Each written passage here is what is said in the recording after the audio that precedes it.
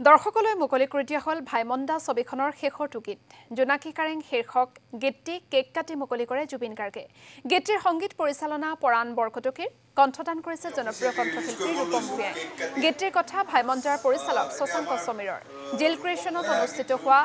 গীত মুকলি অনুষ্ঠানত উপস্থিত থাকে চলচ্চিত্ৰ পৰিচালক ৰাজেশ ভূঞা আৰু ভাইমন্দাৰ কলাকুশলীসকল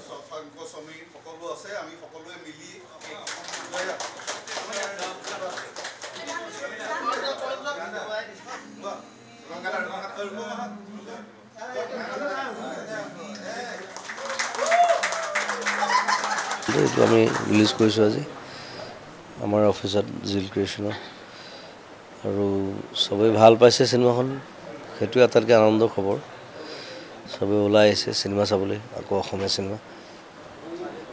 আৰু সেইটো অব্যাহত থাকক সকলোৱে আহক ভাইমন্দা চাওক বহুত কষ্ট কৰি সকলোৱে বহুত মানুহ ইটছ এ বিগ টিম সবে মিলি বনাইছে চাওক আৰু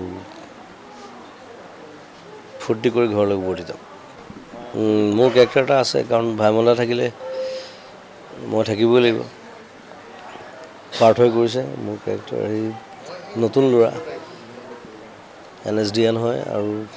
ধুনীয়া ধুনীয়া কাম কৰিছে আৰু সবেই যি কেৰেক্টাৰ কৰিছে কাৰণ চিনেমাখনৰ বিভিন্ন কেৰেক্টাৰ আছে ন যতীন বৰা আছে ৰবি শৰ্মা আছে শিৱ ঠাকুৰ আছে ভাইমন্দা আছেই ভাইমন্দাৰ বৌ আছে মঞ্জুলা বৰুৱা আছে মই আছোঁ সবেই যিমান পাৰি ডেডিকেটলি কাম কৰিছে মানে আচলতে অকল এই চিনেমাখনৰে নহয় অসমীয়া চিনেমাৰ যিটো 90 বছৰীয়া যাত্ৰা তাক ট্ৰিবিউট হিচাপে এই গীতটি কৰা হৈছিল আৰু দৰ্শকে ভাল পোৱা বুলি জানি আমাৰো ভাল লাগিছে কাৰণ সমীৰে যেতিয়া গানটো লিখিছিল বা পৰাণে কম্প'জ কৰিছিল তেওঁলোকে মোক যে চিলেক্ট কৰিলে গানটোৰ কাৰণে সেইটো কাৰণে মই